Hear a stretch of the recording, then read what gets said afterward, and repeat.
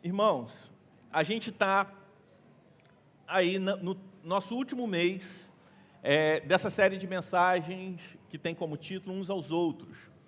A gente tem falado um pouco sobre as implicações práticas da vida em comunidade, as implicações práticas da vida em comunhão, da vida em igreja. E hoje a gente vai dar continuidade, embora essa seja uma série temática com textos do Novo Testamento, onde essa afirmação uns aos outros se repete. Essas três mensagens, domingo retrasado, domingo passado e hoje, seguem uma sequência do capítulo 4 e 5 de 1 Tessalonicenses. Nós vimos nas duas últimas mensagens a forma como a compreensão a respeito da vida eterna, da volta de Jesus, tem um efeito prático na vida do crente aqui, enquanto estamos na história, e a forma como nós devemos instruir uns aos outros, o efeito comunitário desse conhecimento a respeito da volta do Senhor Jesus, o nosso conhecimento a respeito da vida eterna, que a vida daqueles que se encontraram com Cristo não se limita à sepultura, mas que nós vivemos aqui na perspectiva da eternidade e que temos a obrigação, compromisso de relembrar uns aos outros de que a nossa perspectiva, enquanto estamos aqui, não se limita a esse tempo, mas que nós temos uma perspectiva ainda maior, que viveremos eternamente, que somos apenas peregrinos nesse mundo, que somos cidadãos do reino de Deus, do reino dos céus. Hoje, a gente vai ver a segunda metade do capítulo 5 de 1 Tessalonicenses, onde o apóstolo Paulo ele já não fala mais sobre a volta de Jesus, como ele falou na segunda metade do capítulo 4 de 1 Tessalonicenses e na primeira metade do capítulo 5. Embora ele não vá falar mais sobre a volta do Senhor Jesus, ele continua exortando, ensinando aquela igreja a respeito das responsabilidades dos membros uns com os outros, das responsabilidades que nós temos de edificar, a responsabilidade que nós temos de cuidarmos uns dos outros, a partir daquilo que Cristo fez por nós. Então, eu te convido a abrir a sua Bíblia ou acessar, Se você não tiver a sua Bíblia nem aí no seu smartphone ou tablet, ou se você não tiver ela impressa, não tiver ninguém ao lado que possa compartilhar contigo, o texto também vai ser projetado ali, da mesma versão em que vai ser lido. 1 Tessalonicenses 5, de 12 a 28. 1 Tessalonicenses 5, de 12 a 28. Vamos nos colocar de pé para a leitura da palavra de Deus?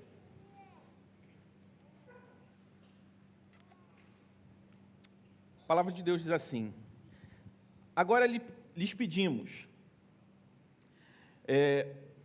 irmãos, que tenham consideração para os que se esforçam no trabalho entre vocês, que os lideram no Senhor e os aconselham.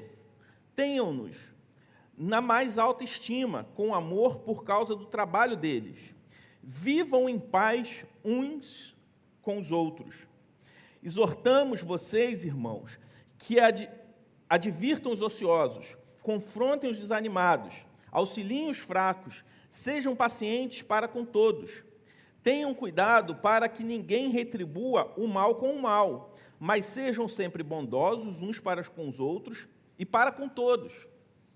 Alegrem-se sempre, orem continuamente, deem graças em todas as circunstâncias, pois esta é a vontade de Deus para vocês em Cristo Jesus.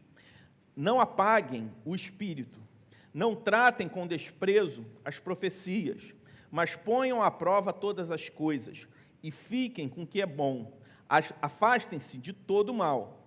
Que o próprio Deus da paz os santifique inteiramente, que todo espírito, alma e corpo de vocês sejam preservados irrepreensíveis na vinda de nosso Senhor Jesus Cristo. Aquele que os chama é fiel e fará isso.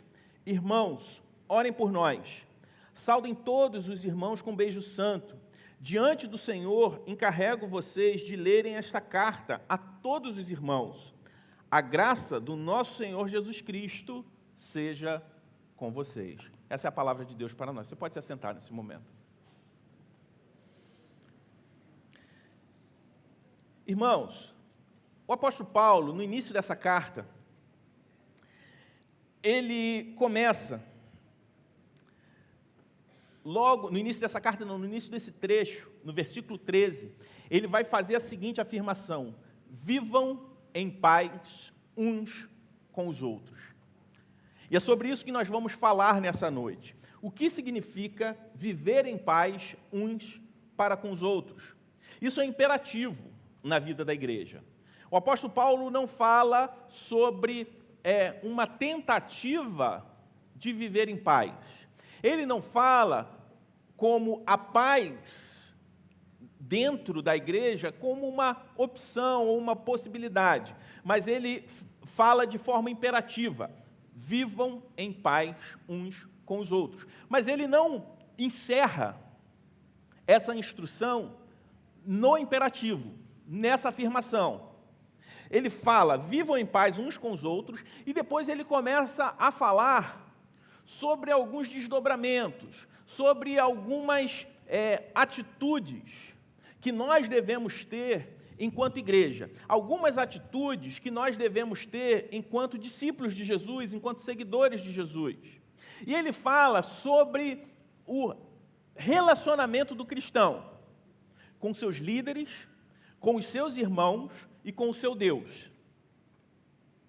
A paz, ele não está falando de uma paz interior, individual. Eu estou em paz, vivam em paz, seja uma pessoa zen, tranquila, cabeça fresca. Não, ele está falando sobre uma paz em relacionamentos. E logo em seguida, ele vai falar sobre o nosso relacionamento com os nossos líderes, com os nossos irmãos e o nosso relacionamento com o nosso Deus. A primeira forma de relacionamento que ele aborda é o relacionamento dos membros, dos cristãos, com os seus líderes, com os pastores, os presbíteros da igreja. Paulo fala que a primeira prerrogativa de uma vida de paz para a igreja passava pela forma como aqueles irmãos deveriam se relacionar com seus líderes. Ele fala que deveria ter um valor, uma estima, honrar com amor aqueles que o quê? Ensinavam, que ensinam e aconselham. Aqueles que trabalham entre eles no ensino e no aconselhamento da igreja. Reconhecer com honra e amor. Mas esse reconhecimento, como Paulo fala, ele diz que é pelo trabalho que eles fazem. Como ele fala no versículo 13, tenham-nos na mais alta estima, com amor, por causa do trabalho deles. Então a estima, esse relacionamento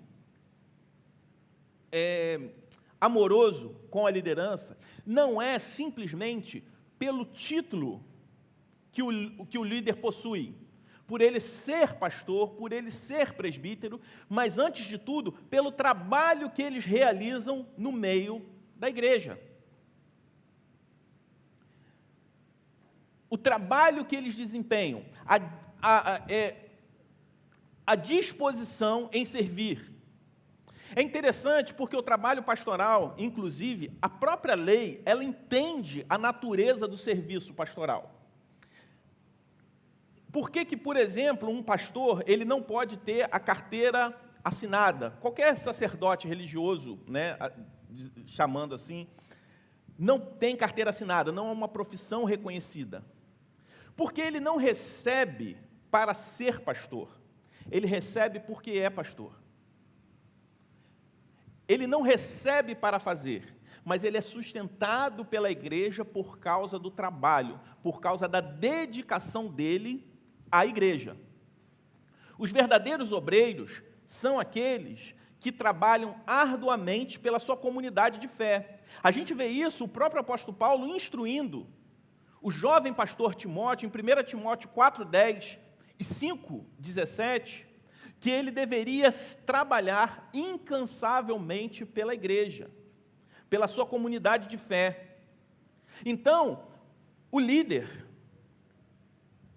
o membro, ele precisa ter esse bom relacionamento, ter essa boa estima com seus líderes por causa do seu trabalho. Logo, nós vemos também a implicação para o líder, que é o quê? São aqueles que trabalham, aqueles que estão trabalhando ativamente em função da sua comunidade de fé. Irmãos, ensinar sobre paz e harmonia fazia parte, era um procedimento típico da instrução moral daquela época. O que Paulo estava falando aqui não era nenhuma novidade para o contexto social daqueles irmãos de Tessalônica. Fazia parte da instrução moral da época. Mas a harmonia entre os crentes e os líderes da igreja, era especialmente importante, principalmente por conta da perseguição que a igreja sofria naquela época e naquele contexto. Essa harmonia passa pela relação entre os membros e seus ministros. Sobretudo porque eles viviam em um ambiente completamente hostil ao Evangelho.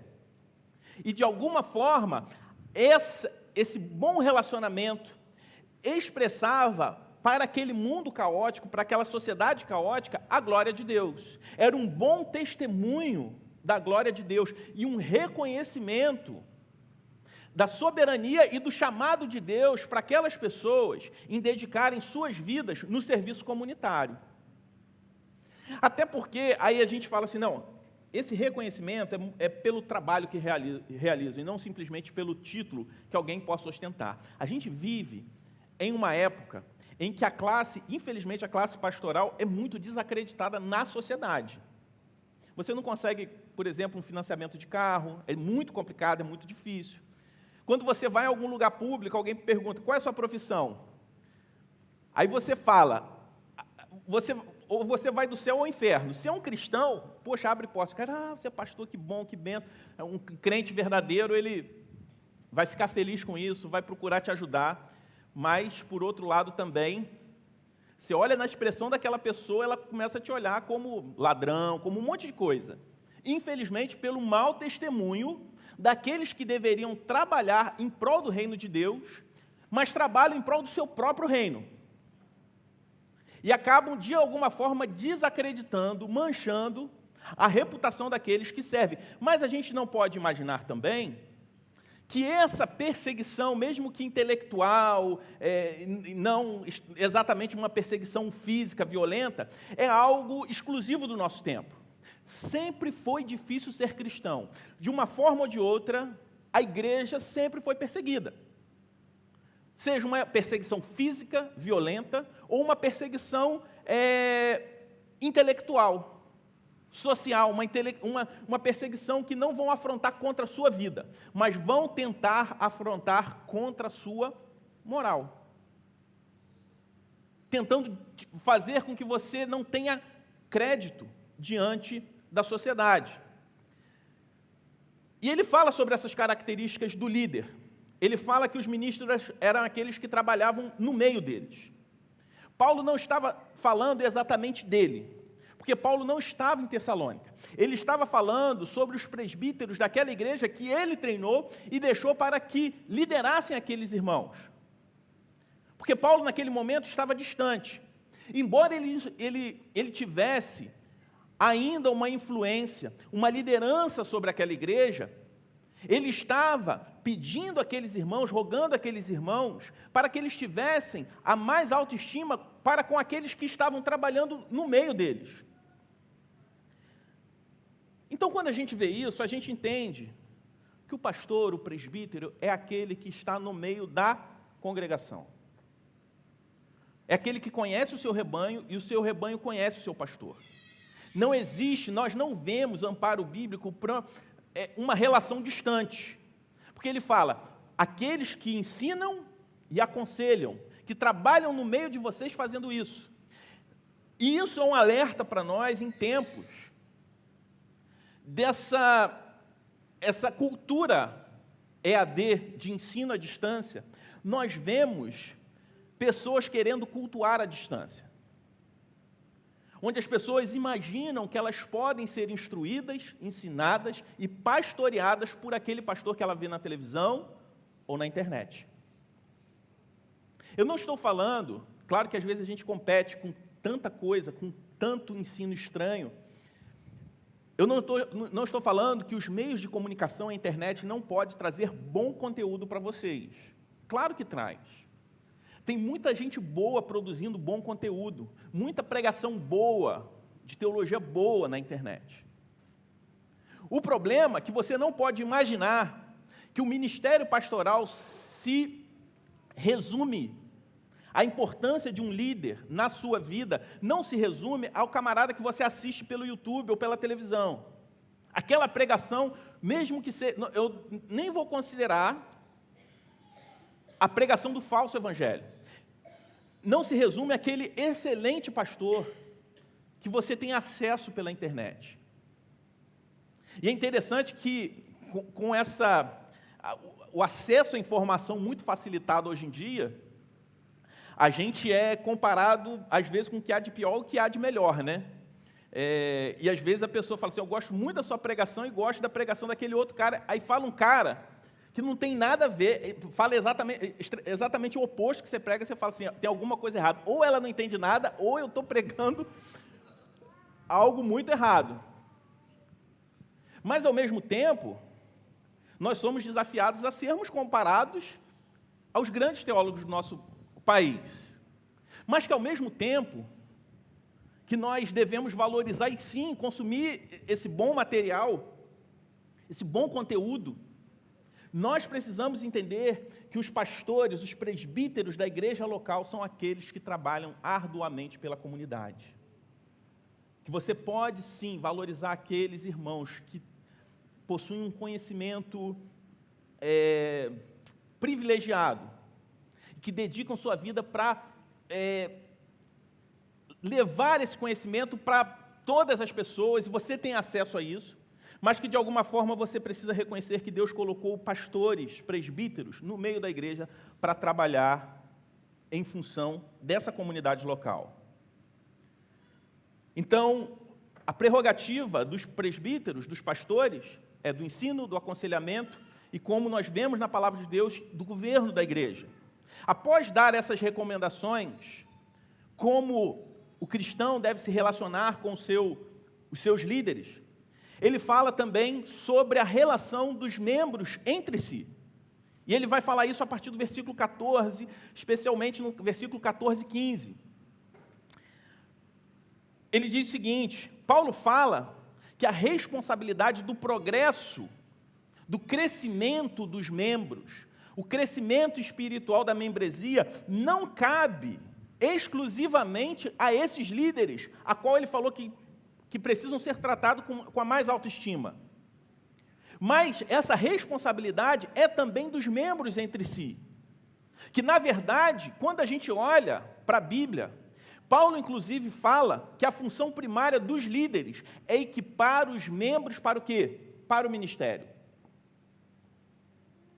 Embora os líderes cuidem, eles também têm um papel como de um treinador, para equipar os membros, para cuidarem uns dos outros e também evangelizarem, serem missionários na sociedade. Então, Paulo fala que para que haja paz, é necessário que os membros aconselhem, admoestem, animem, advirtam. Ele fala aqui os ociosos, em algumas versões vai dizer os insubmissos. O termo que ele usa se aplica, inclusive, melhor a esse termo, tem como significado os desordeiros. Aqueles que estão fora de ordem. Aqueles que são insubmissos, não simplesmente que não se submetem a determinadas regras, mas que não se submetem ao ensino da palavra de Deus, à autoridade bíblica, porque essa liderança também que o apóstolo Paulo fala é uma liderança cuja autoridade não está nele mesmo, nesse próprio líder. A autoridade do líder, do presbítero, do pastor, é a autoridade bíblica. A partir do momento que ele não está submisso à autoridade bíblica, à autoridade da palavra de Deus, ele também é um desordeiro. Ele perde completamente a autoridade que ele tem sobre o rebanho que não é dele, mas é de Cristo. Só que aqueles que estão fora de ordem, eles precisam ser advertidos, não somente pelos líderes, mas também pelos membros. Como a gente falou algumas semanas atrás, sobre a atitude daquele que está em pecado e se arrepende e procurar ajuda, e a atitude do irmão maduro na fé, quando vê um irmão em pecado, abordar em amor, sem um olhar condenatório, com um olhar de serviço, de compaixão, mas não podemos ser indiferentes quando vemos um irmão faltoso. Então, no contexto comunitário da igreja, o pecado individual é um pecado que afeta todo o corpo. É responsabilidade de todo o corpo. É compromisso de todo o corpo advertir esses irmãos. E Paulo ele está falando isso porque naquela igreja, como nós podemos ver um pouco mais à frente, em 2 Tessalonicenses, principalmente ali no capítulo 3, ele vai falar que naquela igreja existia um grupo de irmãos insubmissos. Alguns irmãos que resistiam o ensino das Sagradas Escrituras, da doutrina bíblica. E esses irmãos, eles deveriam ser censurados pelo seu pecado. E esse tipo de cristão não é exclusividade da igreja em Tessalônica. Esse tipo de cristão, esse tipo de pessoa dentro da igreja existia e sempre vai existir até a volta do Senhor Jesus Cristo. Isso não deve ser motivo para nós nos desanimarmos, mas deve ser um alerta sobre a nossa responsabilidade mútua sobre a vida desses irmãos. Essas pessoas precisam ser lembradas do que elas deveriam fazer e o que elas não poderiam estar fazendo. Ser repreendidas por agirem de forma errada. E o apóstolo Paulo ele continua, no versículo 14, console aqueles que estão desanimados. Ele fala que é papel nosso consolar os desanimados. Vocês precisam consolar, confrontar aqueles que são ansiosos ou insubmissos, mas precisam também consolar aqueles que têm pouco ânimo. São aquelas pessoas que estão fracas na fé, aquelas pessoas que estão desanimadas, abatidas, talvez até mesmo motivadas por um espírito de covardia, medo de enfrentar as dificuldades, talvez estejam desalentadas, com a possibilidade de enfraquecer completamente na sua fé, talvez desanimadas por perdas. Nós vimos que no capítulo 4, o apóstolo Paulo, ele traz uma mensagem de quê? De conforto, de consolo, ensinando aqueles irmãos como eles deveriam consolar uns aos outros. Então, aqueles que estão desanimados no meio de nós, não podem ser o quê? Desprezados. E às vezes a gente tem a tendência de ver alguém desanimado e fazer o quê? Desprezar. Está tão desanimado, aquela pessoa não tem ânimo para nada. Essas pessoas não podem ser desprezadas. Paulo fala de forma imperativa, consolem os desanimados. Certamente, você vai consolar alguém desanimado com uma palavra bondosa, amável. Uma palavra consoladora ajuda muito. E quando você faz isso com um irmão em Cristo, você ganha aquele irmão. Você glorifica a Deus nessa atitude. Paulo continua, e ele fala, sustentem os fracos. Alguns não são capazes de realizar o seu trabalho. E ele está falando sobre ser fraco aqui, a gente pode ter três aplicações. Pode ser uma fraqueza moral, uma fraqueza espiritual, uma fraqueza física, material. São pessoas que não estão aguentando a sua própria carga. Então a gente tem que ser o quê? Prontos, nós devemos ser prontos para apoiar esses irmãos, ajudar esses irmãos nas suas fraquezas, ajudar essas pessoas. Mas ao mesmo tempo que nós ajudamos, nós anunciamos a graça de Deus e nos empenhamos em ministrar a graça de Deus a esses irmãos. Outro aspecto que ele fala sobre o relacionamento entre os membros, que nós devemos ser longânimos, pacientes com todos. A vida em comunidade vai nos proporcionar a convivência de pessoas que são fáceis de lidar, mas também com pessoas difíceis. E qual é a nossa atitude? É ser longânimo. Inclusive, a longanimidade é uma característica do fruto do Espírito. O fruto do Espírito são 9 características de um único fruto que marca o quê? A vida do crente. A vida do cristão maduro, que é habitado pelo Espírito Santo de Deus. E quando nós somos longânimos, a graça de Deus nos ajuda a suprimir a nossa raiva diante daqueles irmãos que são de difícil convivência.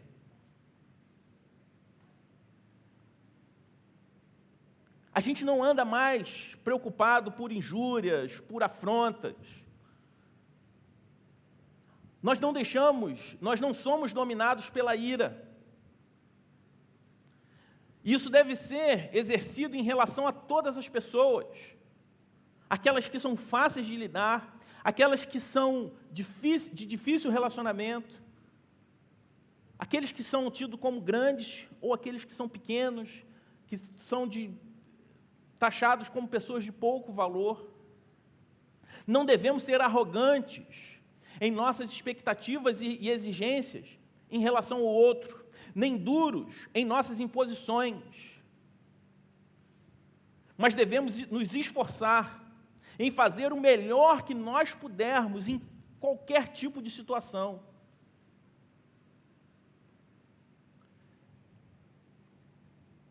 Nesse relacionamento, após ser paciente para com todos, Paulo ele fala que no relacionamento entre os membros, nós também não podemos o quê? No versículo 15 ele diz, não podemos retribuir o mal por mal.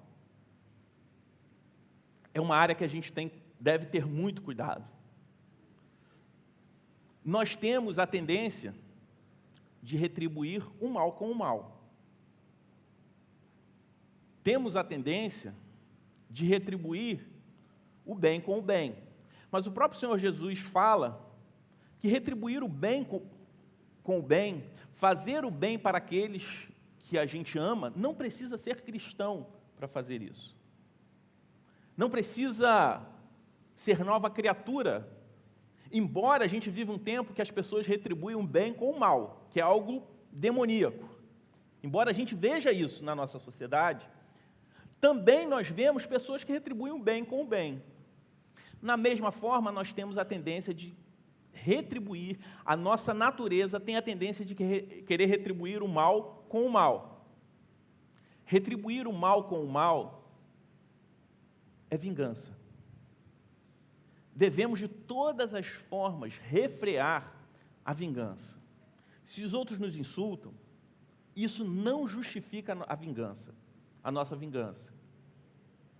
Ao fazermos o mesmo, ou então algo semelhante, ou algum outro tipo de insulto, nós estamos pecando. A justiça para esse tipo de coisa não vem de nós. Porque o nosso senso de justiça ele é manchado de vingança, por vingança. A Deus cabe. O que cabe a nós é o perdão. E é interessante porque esse princípio da ética cristã, quando Paulo continua falando que nós devemos seguir sempre em fazer o bem, nós vemos que ele fala que nós devemos fazer isso com os de dentro, para que a gente possa fazer também com os de fora. Ele fala o seguinte: tenham cuidado, versículo 15, para que ninguém retribua o mal com o mal, mas sejam sempre bondosos, uns para com os outros, no contexto da igreja, e para com todos. A ética cristã não se limita à nossa comunidade de fé.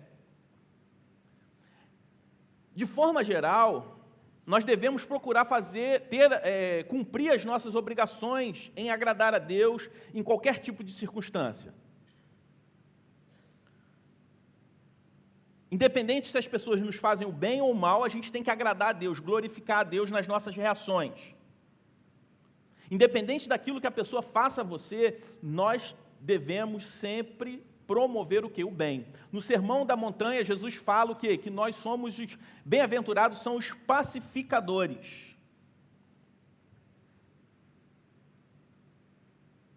Que a gente precisa colocar isso em prática primeiramente entre os domésticos da fé, entre os irmãos em Cristo. E então, enquanto nós estamos sendo aperfeiçoados, nós devemos fazer o bem a todos. Gálatas 6,10 vai falar sobre isso.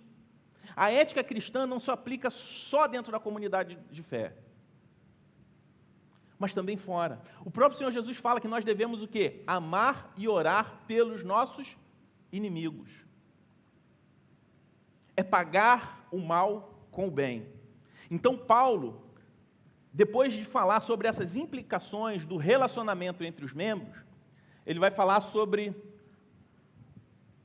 viver em paz no relacionamento entre os líderes, entre os membros, mas que viver em paz implica também no nosso relacionamento com Deus, entre os membros e Deus. E ele vai falar que a primeira atitude de um bom relacionamento, de alguém que tem um relacionamento saudável com Deus, é a alegria. Que ele diz o seguinte: alegrem-se sempre, versículo 16. Paulo fala que a alegria aqui está ligada ao nosso relacionamento com Deus. A alegria do cristão está ligada ao contentamento, e não uma alegria circunstancial. A alegria do cristão não é uma alegria circunstancial, porque a nossa alegria não é uma circunstância, mas é uma pessoa. A nossa alegria é Jesus Cristo. E essa alegria, o apóstolo Paulo, ele coloca no imperativo: alegrem-se sempre. E depois ele fala: orai sem cessar. Quem demonstra a alegria plena em Cristo, ora sempre. Se você é feliz, se você se alegra em Deus, se você é alguém que tem contentamento em Deus, você vai buscar ainda mais o que? Desenvolver esse relacionamento com aquele que é a fonte da sua alegria. Então não tem como ter um relacionamento com Deus, se alegrar nele, se contentar nele, e não ter uma vida de oração. Precisamos estar sempre prontos para orar. Devemos estar sempre prontos a orar. Além de orar, a gente precisa também estar atento sobre todas as coisas que são obstáculos, que têm nos impedido a uma vida de oração. Tudo aquilo que tem competido na nossa agenda para que a gente dedique um tempo saudável de oração. Então, orar sem cessar é muito mais do que simplesmente ter uma preocupação em orar, mas isso envolve também na forma como eu administro o meu tempo para dedicar em oração. Quantas vezes nós passamos o dia inteiro envolvido com muitas coisas, gastando muito tempo com tantas distrações, mídias sociais, televisão, trabalho, família. E quanto tempo a gente dedica à oração? Quantas vezes você já chegou no final do dia para dormir e você percebe que você não dedicou durante o dia inteiro 1 minuto sequer em oração? Seja uma oração individual ou uma oração com seus filhos, com seu cônjuge, com um amigo. Paulo não está falando aqui que a gente precisa não fazer mais nada da vida além de ficar orando o tempo todo. Mas ele fala que nós precisamos valorizar a oração. Quem tem contentamento em Deus, quem tem uma vida de oração, vai desfrutar disso que o apóstolo Paulo fala no versículo 18. Em tudo, dai graças. Deem graças em todas as circunstâncias. Se a gente ora sem cessar, a gente não vai ter problema em dar graças em tudo. Ele fala, dê graças em todas as circunstâncias. Ele não está falando sobre um relacionamento que você precisa dar graça, por exemplo, por causa da tragédia. Obrigado, Senhor, por conta dessa tragédia que aconteceu comigo. É ter um coração grato independente da circunstância. Mesmo diante da tragédia, reconhecer que Deus está cuidando de você. Não uma gratidão pela tragédia em si, mas uma gratidão em Deus, apesar da tragédia. Que apesar de qualquer tipo de problema, que apesar de qualquer tipo de tragédia, Deus, Ele fez por nós, Ele resolveu a maior das nossas tragédias, que é a tragédia da morte eterna, da condenação eterna, quando Ele envia Jesus Cristo para morrer por nós. E que em Cristo nós somos mais do que vencedores, a despeito de qualquer derrota que a gente possa ter aqui no mundo. E a gente precisa ser conhecido como discípulos de Jesus, não simplesmente pelas nossas súplicas, mas pelas nossas ações de graça. As nossas súplicas nós devemos sim levar diante de Deus, mas nós não podemos, diante das nossas súplicas, omitir as nossas ações de graça. Por mais que tenhamos súplicas, sempre teremos motivos de gratidão a Deus. Diante de um momento de adversidade, que você precise pedir algo a Deus, ao invés de só pedir, tente olhar diante daquela circunstância, de que forma Deus cuidou disso tudo. A gente, antes aqui da pregação, a gente orou agradecendo a Deus pela vida do Paulo Vitor, que está aí muitos meses, 10 meses em tratamento. Eu lembro que em janeiro, na primeira vez que eu visitei ele, ainda na UTI, um tratamento difícil que ele teria que submeter, e a gente orou pedindo a Deus pela recuperação, pela providência de Deus na vida dele, mas nós também agradecemos pela providência de Deus na questão do atendimento médico. Meses antes, ele não teria possibilidade de fazer o tratamento onde ele estava fazendo. E reconhecer diante de um país com tantos problemas, talvez muitas pessoas que tiveram a mesma enfermidade que a dele, não tiveram a oportunidade de receber o tratamento que ele teve. Ele teve alta, recebeu atendimento médico em casa durante um bom período, foi bem cuidado. Claro, ele não estava grato a Deus, feliz, obrigado, Senhor Deus, por essa doença. A gente lamenta, a gente fica triste, isso derruba a gente. Mas diante de uma situação tão adversa como essa, por exemplo, isso não pode anular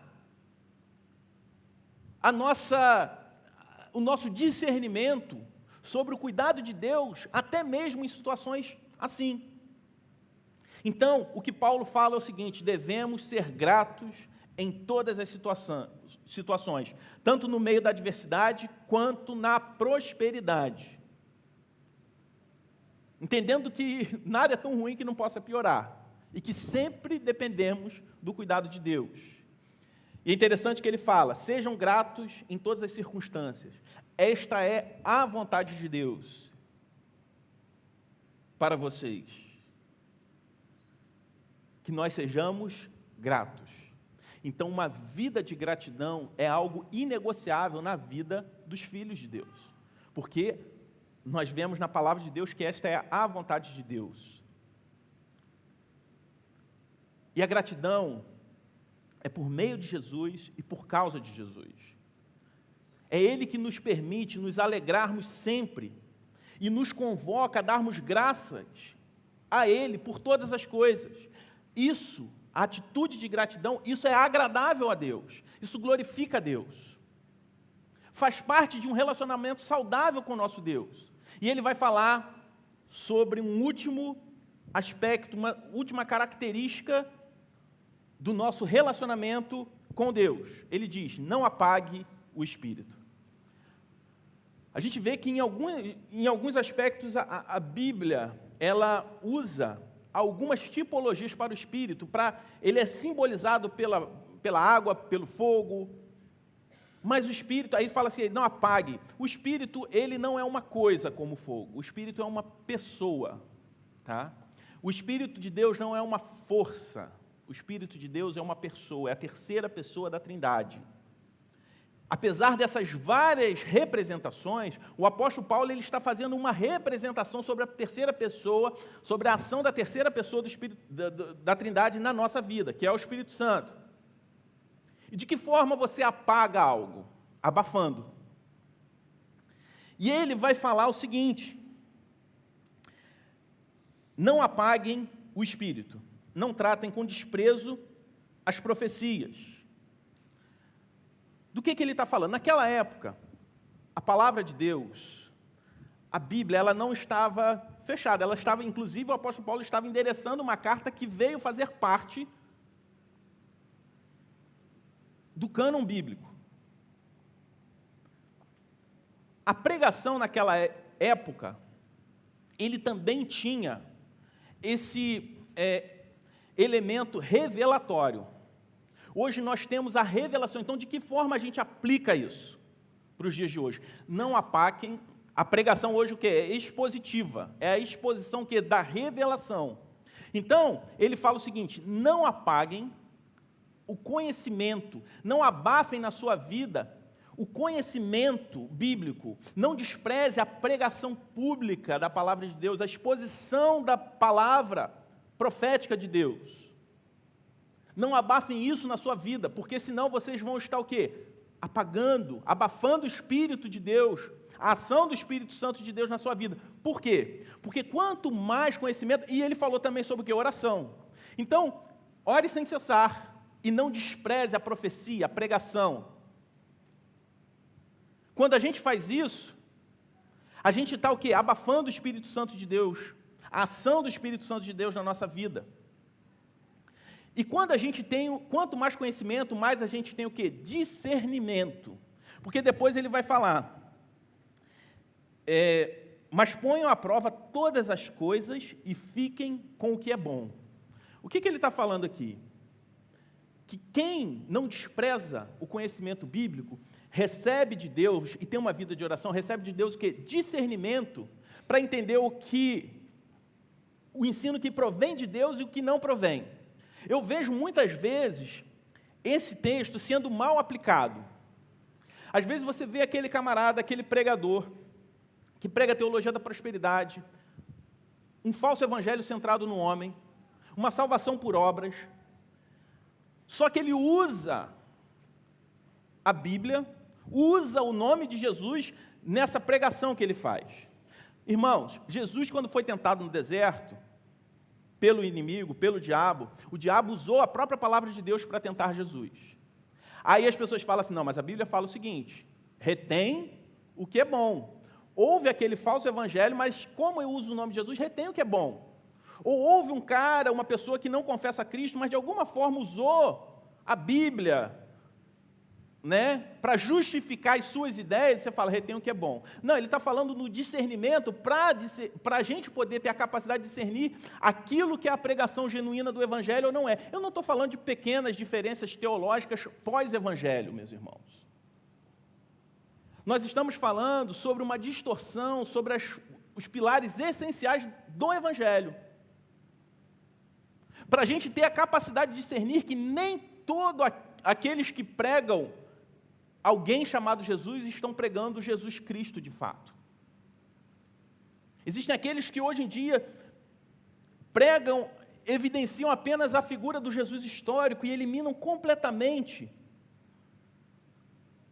o caráter santo, messiânico de Jesus, que vem com o intuito justamente de confundir aqueles que são escolhidos, aqueles que foram salvos por Deus, ou aqueles que usam a Bíblia para afirmar as suas convicções humanas, usam a Bíblia para os seus projetos pessoais de poder, para dominar o povo. Então, não apaguem o espírito, assim vocês vão ter o quê? Discernimento. E Paulo ele encerra então esse capítulo chamando aqueles irmãos de irmãos, apesar dele ser um líder. Ele não se constrange nem um pouco em pedir a oração, estimular aqueles irmãos a comunhão fraternal, quando ele diz, dê um beijo santo, que era uma característica cultural da época, essa saudação com um beijo. Ele estimula aqueles irmãos para uma comunhão fraternal, para uma vida de oração, chama aqueles irmãos de irmãos e fala, orem por mim. Nós vemos a humildade de Paulo, que apesar de liderar aqueles irmãos, de exercer alguma liderança, ao mesmo tempo que começa esse trecho falando sobre a importância de reconhecer os líderes locais, ele também se coloca como um igual, como um irmão em Cristo.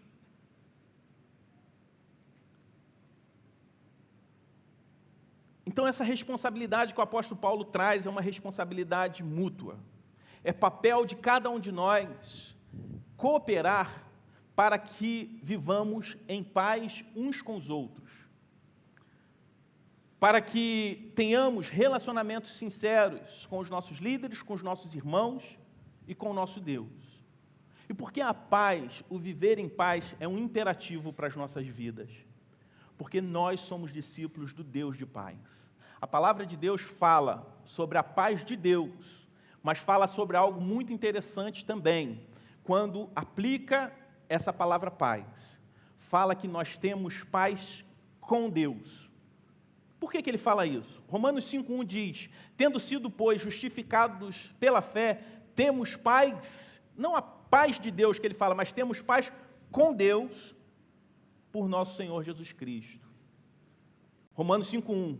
Romanos 5,10 ele vai dizer, porque se nós, sendo inimigos, fomos reconciliados com Deus pela morte do seu Filho, muito mais, tendo sido já reconciliados, seremos salvos pela sua vida. Temos paz, a paz é o imperativo porque somos discípulos, ou somos alvo de um Deus que se reconciliou conosco quando nós éramos seus inimigos. Hoje nós vivemos, ou seja, desfrutar da paz de Deus é coisa de quem tem paz com Deus, é consequência de quem tem paz com Deus.